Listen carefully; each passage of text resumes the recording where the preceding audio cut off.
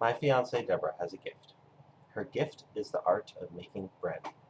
In fact, thinking about it now, her gift started the story that we like to tell most. It's the essence of what brought us together as a couple. At times, it is what has kept us together. It always puts a smile on my face to tell people our story. Telling people about us allows me to share more of Deborah's gifts, and in turn, my own. Deborah and I met on the island of Misfit Toys. No, really, we met at an educational center in the city of Rochester, New York, where it seemed as though they only employed the slightly eccentric teachers and tutors, such as ourselves. One day, as we were taking a break from tutoring math, Deborah began talking about her love of bread baking. I piped into the conversation saying that I loved bread too. This resulted in us agreeing that we both had a common carbohydrate, and we should get married. So we are. I really love bread. I really love the texture and the feel and the taste. I love how it's so much a part of every culture and community that you run across.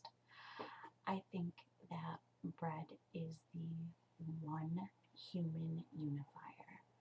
Every culture, from Egyptians to now, has had some form of bread in its daily life, and they've found ovens next to the pyramids, and everyone everywhere has some kind of bread somewhere in their lives. Just kidding.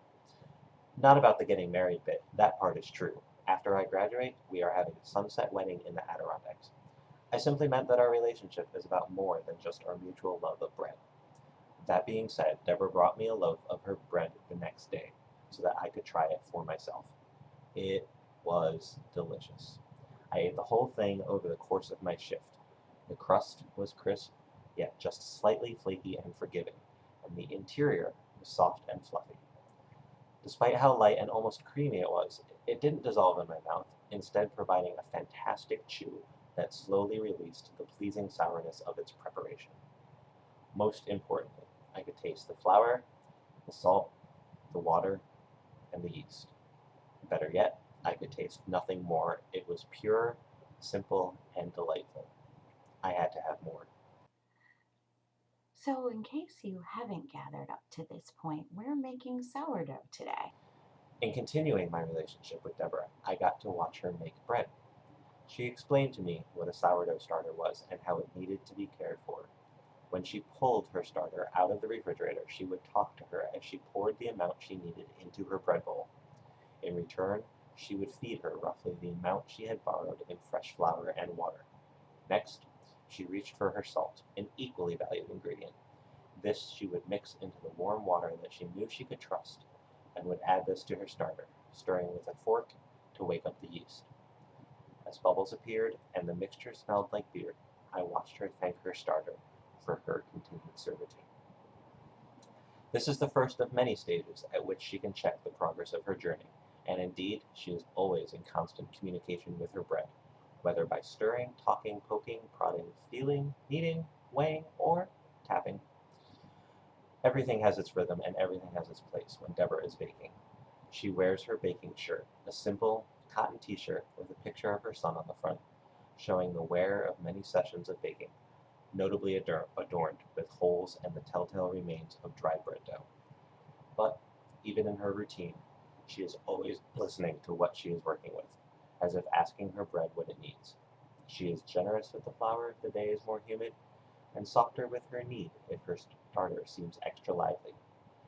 Her attentive patience is always rewarded nearly a full day after she begins, with 2 loaves of fresh sourdough bread, cool enough to the touch to be sliced, lightly dressed with butter, and enjoyed. So, we're not quite ready to lightly dress with butter and enjoy just yet. This is after the first knead when the bread is going to get put into a warm, cozy, woomy kind of place so that it can rise up. And as you can see, it should feel soft to the touch and a little springy, almost like skin. Bread dough should feel very much almost alive in your hands. If It can cry, I can feed it. This is one thing that Deborah will probably share about herself within 5 minutes of meeting you.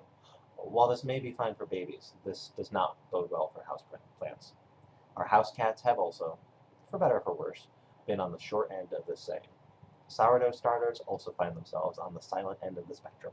However, it is through the seemingly unfortunate characteristic of Saccharomyces cerevisiae that I found my own love of bread baking. Early on in our relationship, Deborah entrusted me with the job of diligently feeding her sourdough starter. As she noticed my fascination with her gift begin to grow, she offered to teach me how to bake bread. After much practice and diligence, I had learned the signs of what to look for when baking bread.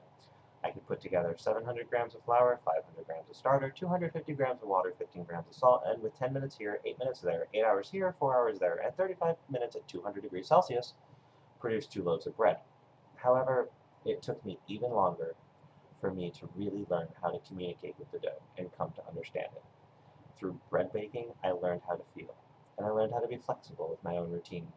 But most importantly, I learned to appreciate Deborah for who she is and the many gifts she has. Something that was really funny to learn about Kevin was exactly how specific he was about bread baking. When I came back to Caltech in January of this year to finish my bachelor's degree, Deborah made the journey with me. The next day, we stopped at a grocery store and picked up a packet of organic yeast. We returned to my house and created a sourdough starter together. Although Deborah is back in Rochester, I believe a part of her is still with me in the glass jar in my refrigerator. With the exception of one loaf of bread that we bought together to have while our starter was first maturing, I have not bought a single loaf of bread while I have been here, though I eat at least one slice of bread most every day. I wouldn't have it any other way. About once every 2 weeks, I walk into my kitchen and don my baking apron, a Firehouse red canvas apron with white cord that Deborah made for me as both a Christmas and going away present. Her son received a similar apron made with the leftover material. I pull my starter out of my refrigerator, telling her stories, like how her mother's name is an anagram for bread, as I pour out what I need and feed her in return. And, as the journey continues through its stages, I reflect on the development of my own gift, Deborah's gift to me, really, and all of the joy that has come with it. So you're looking at our lovely loaf of bread getting ready to go into the oven in our equally lovely 100-year-old cast iron skillet that got passed down to me from my Nan, a very, very close family friend. There's something about bread that brings people together. And there you have it. One perfectly done, crusty loaf sourdough bread. Now, what you missed me doing was burning my hands as I took this out of the oven, but there's a point to that, in that this has to cool. So, another half an hour, and then we can finally eat.